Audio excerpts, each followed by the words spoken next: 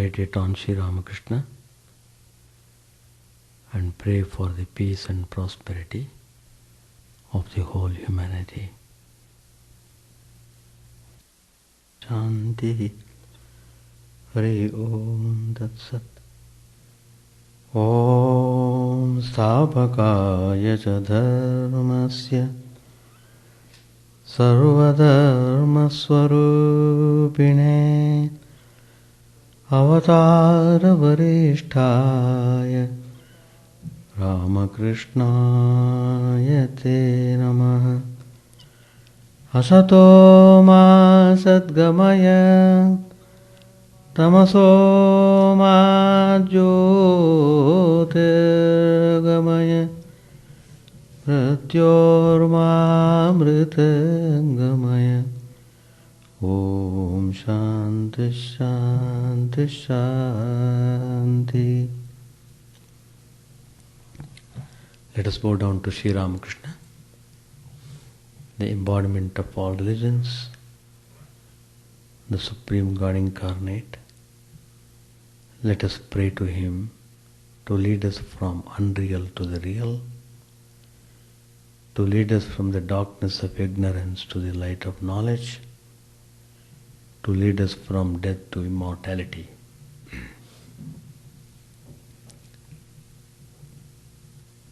Gospel of Sri Ramakrishna is the teachings of the Master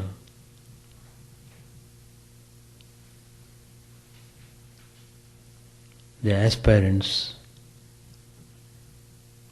are of various temperament. They are in various stages of development in spiritual life.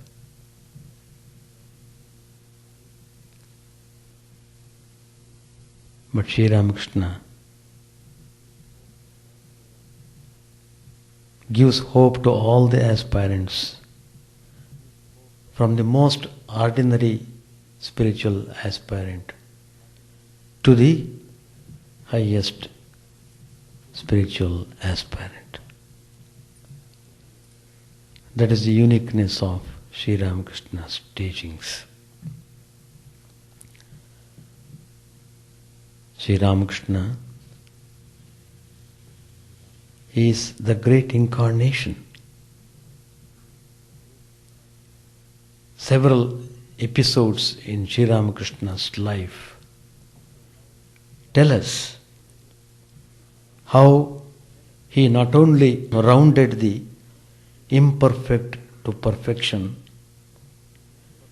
but also made perfection more profoundly perfect. That is the uniqueness of Sri Ramakrishna. He was to all appearances a man like other men, looked like very ordinary, without any show of spirituality. But the content of his being was something of which we can have no adequate idea. Even a highly enlightened intellect cannot fully fathom the depths of the unique divine manifestation which Sri Ramakrishna was. When Swami Vivekananda returned to India from America after his triumphal march, preaching, one day Girish Babu, one of the staunch devotees of Sri Ramakrishna, he was very familiar with Swami Vivekananda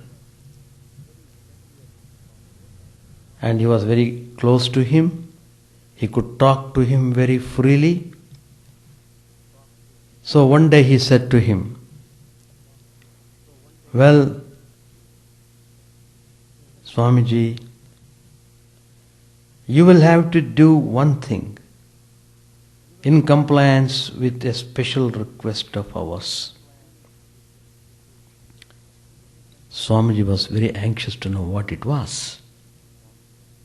With great earnestness, Swamiji said, "Why do you talk that way? Just tell me what you want me to do." Girish Babu replied,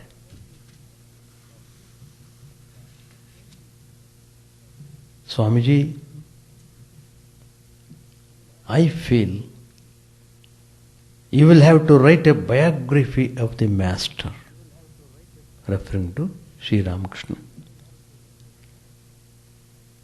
Suddenly, Swami Vivekananda fell back several steps and said in a serious tone, "Well, Girish Babu, please never make a request like this to me."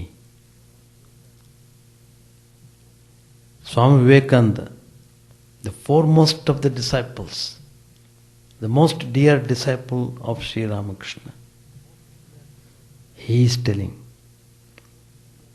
"Please never make a request like this to me.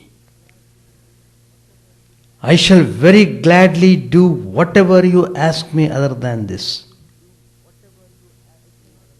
And he even tells further, "I would not even hesitate to revolutionize the world at your request. But I shall not be able to do the work you have suggested. To write the Master's biography. The Master was so profound, so great, that I have not understood him at all. I have not been able to know even a fraction of Master's life. Do you advise me to fashion a monkey while trying to mold an image of Shiva? I can't do that." That is Sri Ramakrishna. His teachings we are studying. His teachings we are to follow if we are to improve our spiritual life. You are sure to get success if you follow what Sri Ramakrishna says. Sri Ramakrishna's enchanting characteristics is his concern and regard for the common man, the embodied being. And though his own mastery of spiritual culture was astonishingly perfect, he made his prescriptions very easy enough for ordinary human beings to absorb and carry out. He did not give suggestions which are too difficult to follow.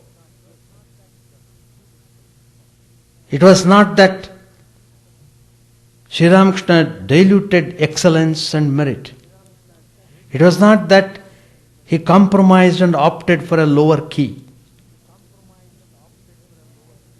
Sri Ramakrishna was like an expert physician who takes into account both the nature of the disease and the capacity of the patient before prescribing the way of the cure, and yet unfailingly rids the patient of the ills that pester him. He was not an occupant of the ivory tower preaching with no thought of practicability.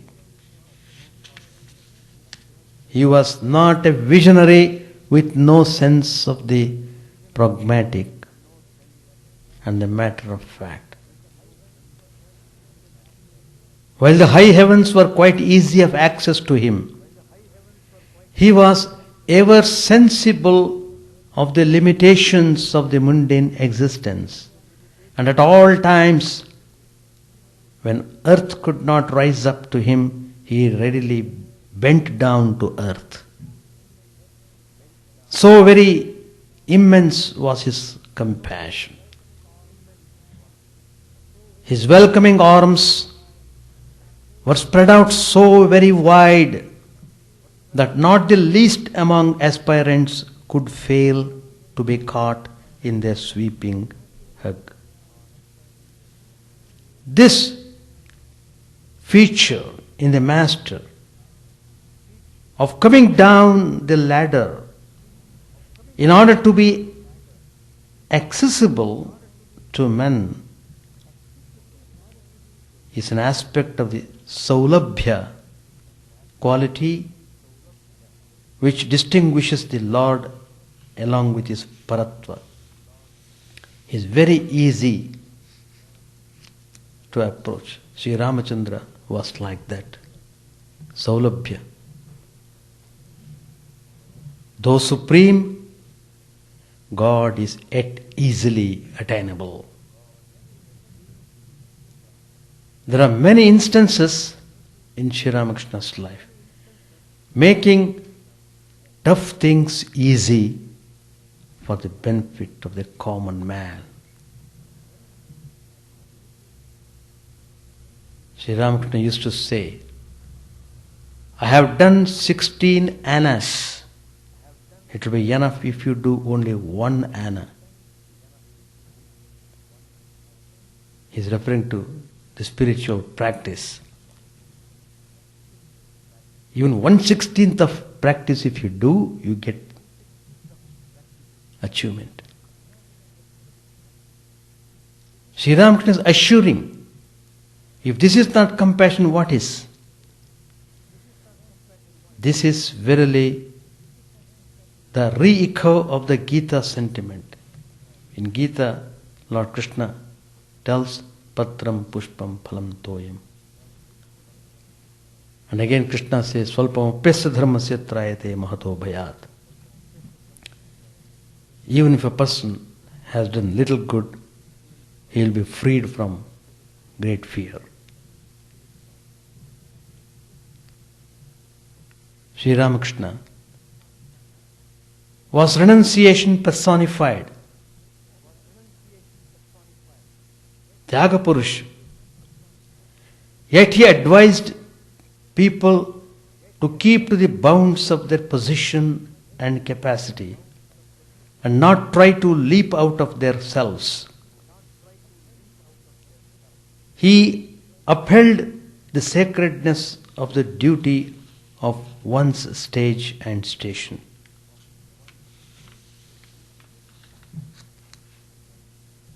Once Pratap's brother came to see Sri Ramakrishna. He stayed there for a few days with him. He had nothing to do. He said to Sri Ramakrishna, he wanted to live there at Dakshineshwar with him. Sri Ramakrishna came to know that that particular person had left his wife and children with his father-in-law. Sri Ramakrishna became serious. He took him to task. Just fancy, he told him, you are the father of so many children. Will people from the neighborhood feed them and bring them up? Are you not even ashamed of that? Someone else is feeding your wife and children, and that they have been left at your in-laws' home. Sri Ramakrishna scolded him very hard and asked him to go and look after the look for the job. Then he was willing to go, and he acted upon the advice of Sri Ramakrishna. So, this incident makes us understand spirituality is certainly not the asylum for irresponsible people. Escapism is in no sense renunciation. Sri Ramakrishna's teachings are always coupled with many incidents like this. Each incident has got a great significance. So his teachings appeal to us immensely and appeal to us so practical. Simple, direct and practical. That's the beauty of Sri Ramakrishna's teachings. Of course you must have spiritual aspiration. Then only you will enjoy the beauty of Sri Ramakrishna's teachings. If your mind is running after the world, then you won't relish these spiritual ideas at all. Religion, being related to the highest faculty of man, demands the exercise of the best talent in him. It must be practiced according to ideal methods in the best possible ways. Any slipshod execution is incompatible with the thoroughness needed for its practice. That's true. But ordinary people, ordinary aspirants fall far below the high standards of religion. And are they therefore to keep utterly clear of religion? They don't have to practice religion at all? The answer is no. They must take to religion, each in his own way. Maybe even erroneous, maybe even incorrect. Sri Ramakrishna says in the Gospel, you may say that there are many errors and superstitions in another religion. Suppose there are. Every religion has errors. Everyone thinks that his watch alone gives the correct time. What is needed is yearning. It is enough to have yearning for God. It is enough to love Him and feel attracted to Him. Don't you know that God is the inner guide? He sees the longing of your heart and the yearning of your soul. Then Sri Ramakrishna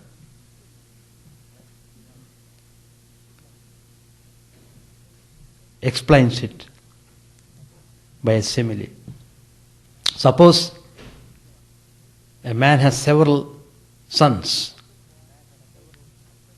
The older boys address the father distinctly as Baba or Papa. But the babies can at best call him Ba or Pa, only one syllable. Now, will the father be angry with those who address him in this indistinct way? The father knows that they too are calling him only. Only they cannot pronounce his name well. Babies cannot pronounce the name properly. But father is not angry. All the children are the same to the father. Likewise, the devotees call on God alone, though by different names. They call on one person only. God is one, but his names are many. So, Sri Ramakrishna is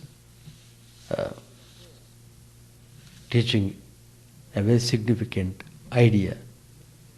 It is not the Pandit that is eligible to look up to God. The moon is Uncle Moon to the children of the slum in the East, in the East End, as much as to the children of the well-to-do and the high placed of West End.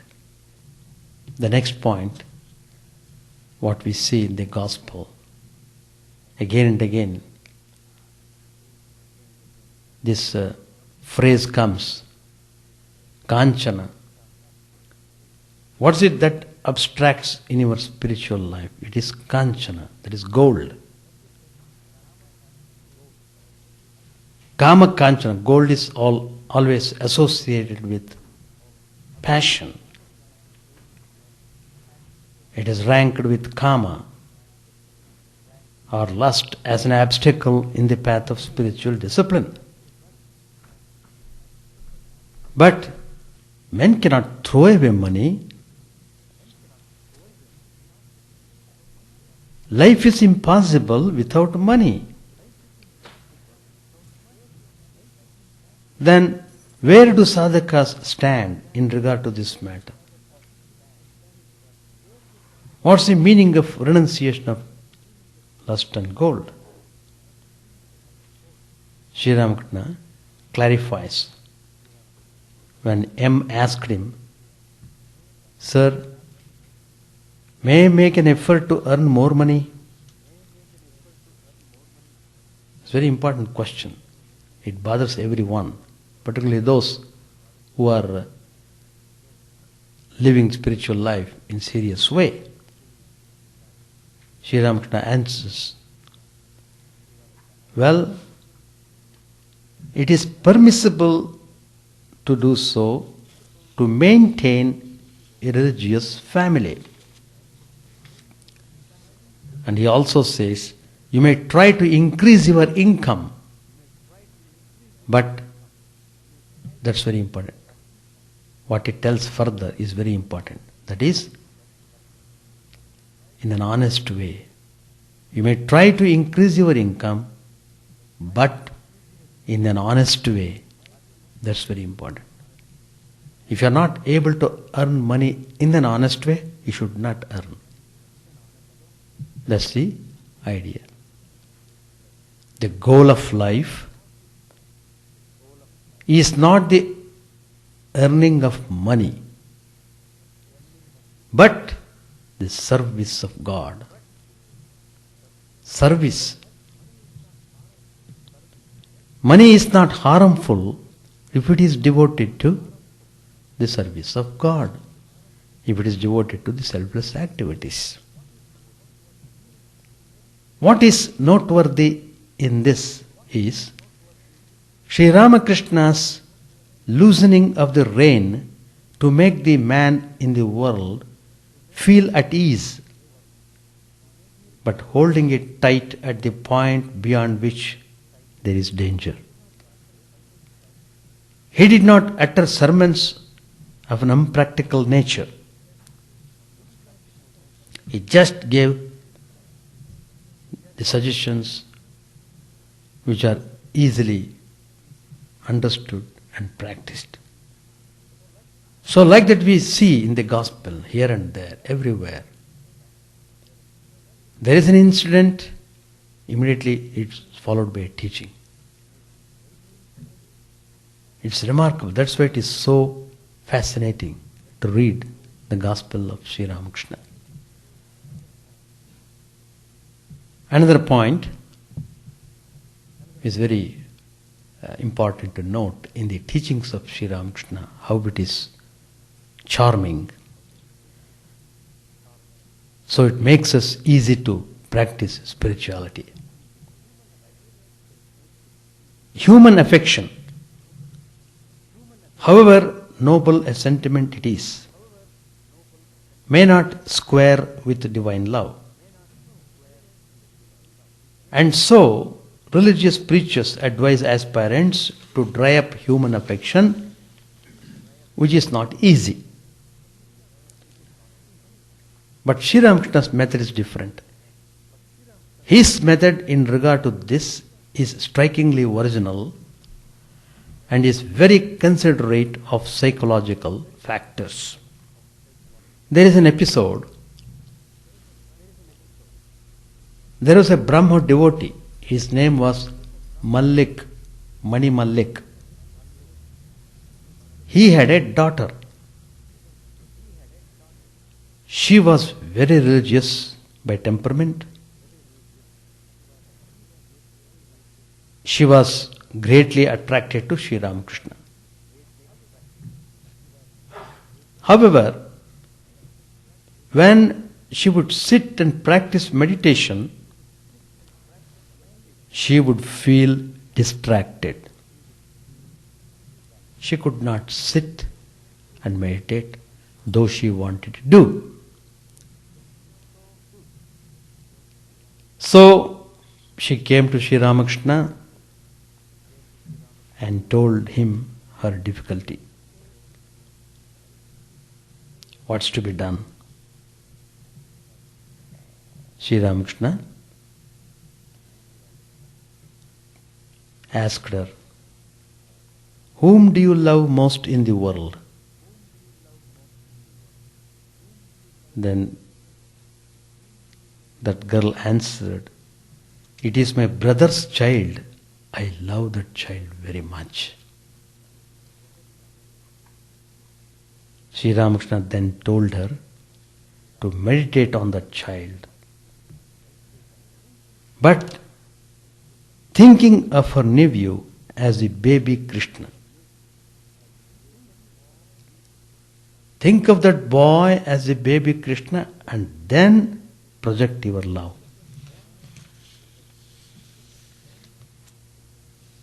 That was very impressive suggestion to her.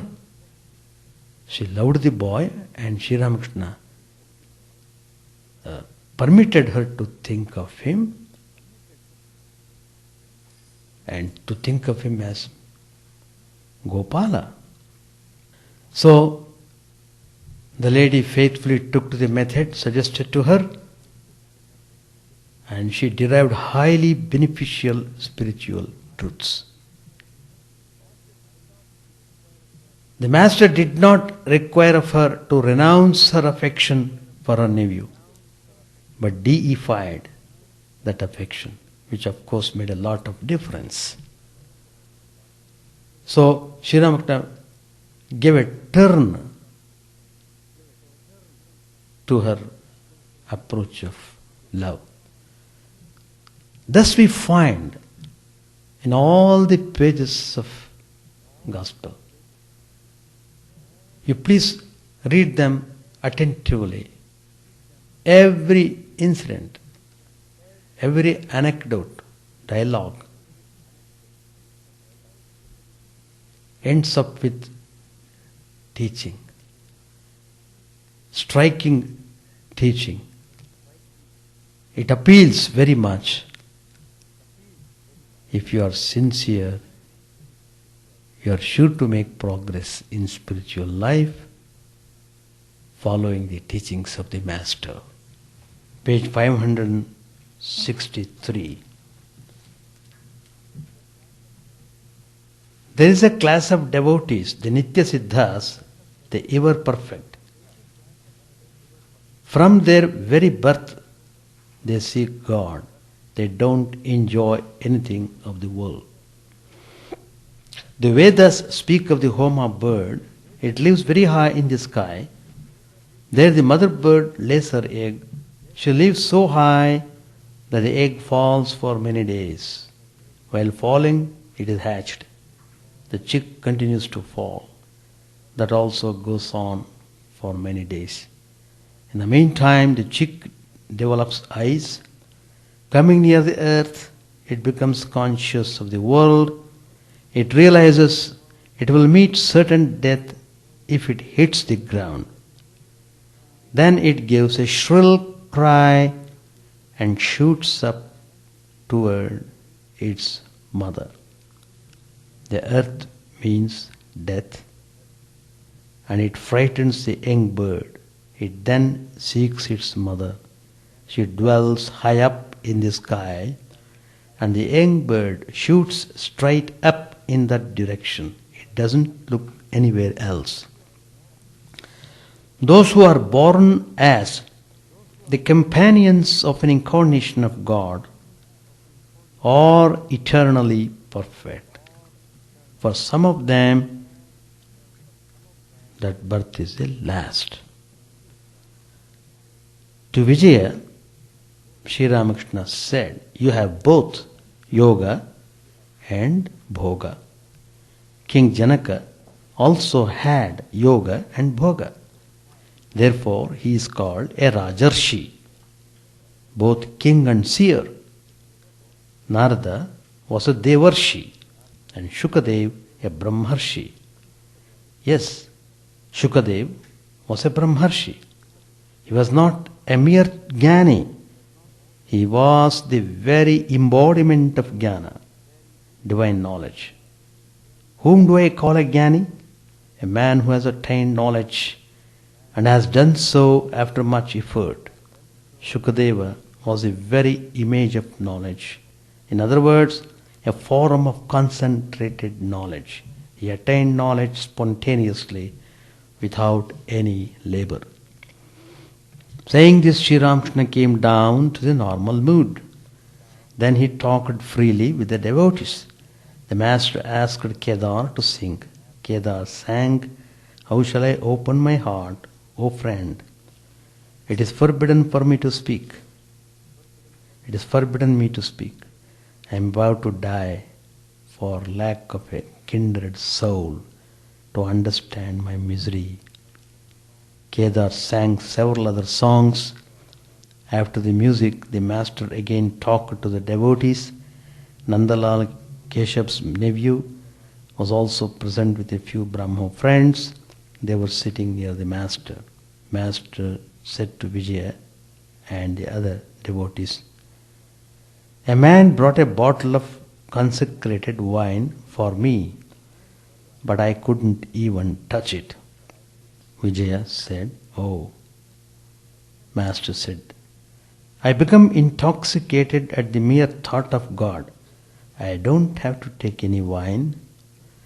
I feel drunk at the very sight of the Charanamrita, the water in which the image of the deity is bathed. It is considered very sacred. I feel as if I had drunk 5 bottles of liquor. When a person attains such a state, he cannot help discriminating about food." Narendra said, "As regards food, one should take whatever comes." Master said, "What you say applies only to a particular state of the aspirant's mind. No food can harm a Jnani.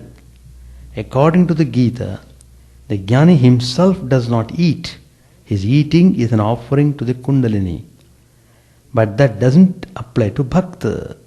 The present state of my mind is such that I cannot eat any food unless it is first offered to God by a Brahmin priest. Formerly, my state of mind was such that I would enjoy inhaling the smell of burning corpses carried by the wind from the other side the Ganges. It tasted very sweet to me. But nowadays I can't eat food touched by anybody and everybody. No, I cannot. But once in a while I do. One day I was taken to see a performance of a play at Keshav's house. They gave me luchi and curries to eat. I didn't know whether the food was handed to me by a washerman or a barber. I did not know, but I ate quite a little. All laughed. Rakhal had asked me to eat. To Narendra, Swami Chidananda said, "With you it's all right. You are in this as well as in that. That is to say, Narendra was attentive both to the world and to the spiritual life. You can eat everything now. To the devotees, Sri Ramakrishna said, blessed is he who feels longing for God, though he eats pork. But shame on him, whose mind dwells on lust and gold, though he eats the purest food, boiled vegetables, rice and ghee. Once I had a desire to eat dal cooked in a blacksmith's house. From my childhood I had heard the blacksmiths say, do the Brahmins know how to cook? I ate the dal, but it smelt of the blacksmith. All laugh. I received the Allah mantra. The master was referring to his initiation into Islam. I received the Allah mantra from Govind Roy. Rice was cooked for me with onions in the luchi. The Muslimans generally relish onions, which are forbidden to Orthodox Brahmins. I ate some. I ate curry in Mani Malik's garden house, but I felt a kind of repulsion to it. When I went to Kamarpukur, Ramlal's father was frightened. He thought I might eat at any and every house. He was frightened to think I might be expelled from the caste. So I couldn't stay long. I came away. Both the Vedas and the Puranas describe pure food and conduct. But what the Vedas and the Puranas ask people to shun as impure is extolled by the Tantra as good. Oh, what a state of mind I passed through. I would open my mouth, touching as it were heaven and the netherworld with my jaws, and utter the word Ma. I felt that I had seized the mother like a fisherman dragging fish in his net. Let me recite a song. Then he sang, this time I shall devour thee utterly, Mother Kali, for I was born under an evil star, and one so born becomes, they say, the eater of his mother. Thou must devour me first, or I myself shall eat thee up. One or the other it must be. I shall besmear my hands with black. Black is a color of Kali's complexion. And with black my face. With black I shall besmear the whole of my body. And when death seizes me, with black I shall besmear his face. O mother, I shall eat thee up, but not digest thee. I shall install thee in my heart and make thee offerings with my mind. You may say that by eating Kali, I shall embroil myself with Kala, that is Lord Shiva, the Absolute, her husband, but I am not afraid. Braving his anger, I shall chant my mother's name to show the world that Ram Prasad is Kali's rightful son. Come what may, I shall eat thee up, thee and thy retinue, or lose my life attempting it. I almost became mad. Such was my longing for God. Narendra began to sing, O mother, make me mad with thy love. What need have I of knowledge or reason?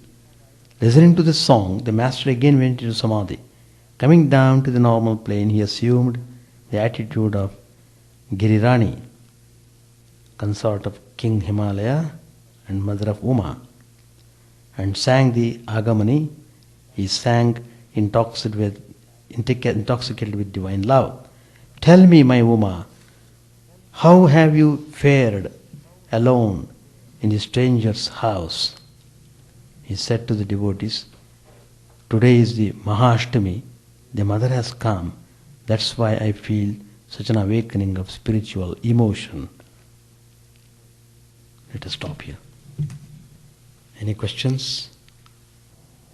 If you are simple and sincere, even though you are ordinary, you will make remarkable progress in spiritual life. Sri Ramakrishna's teachings directly apply to those who are simple and sincere. So you don't have to worry about the result at all. Result will come running to you. Only you should practice spiritual life in all earnestness. The Tantra Shastra is based on different philosophy. It is not based on the Vedas. And the Vedas, the philosophy of the Vedas is strictly based on orthodoxy. Those who are practicing orthodox method, they must follow whatever the Vedas say. But in Tantra Shastra, whatever that is said, that should be followed by those who have got faith in that system of practice. And it only means that there are many methods by which one can reach God. That's all. There is no hard and fast rule about the food. That's what Sri Ramakrishna said.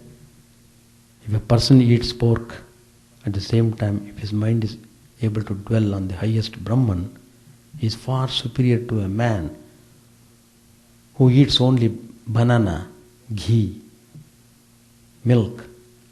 But if his mind is dwelling on lust and gold, if his mind is not dwelling upon God, he is worse than that fellow.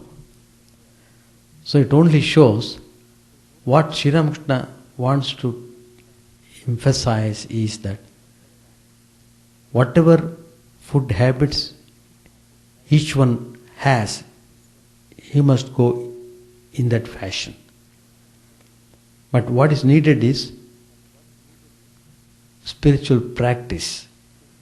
And Sri Ramakrishna himself has said, when he practiced Mohammedanism, he followed the method of Muslims, in what manner they were practicing. In that manner he did practice, and he got the vision of Allah. In the same way, all other practices he underwent. So Sri Ramakrishna again telling to Vivekananda, you are a jnani, you can eat any food, nothing bothers you. But a bhakta cannot eat like that. So there is always variation. Whatever that suits you, your temperament, that food you should take. But suppose you are following a particular path where it says you should not take certain items of food. If you are practicing that particular path, sure you should follow whatever the restrictions that path has prescribed.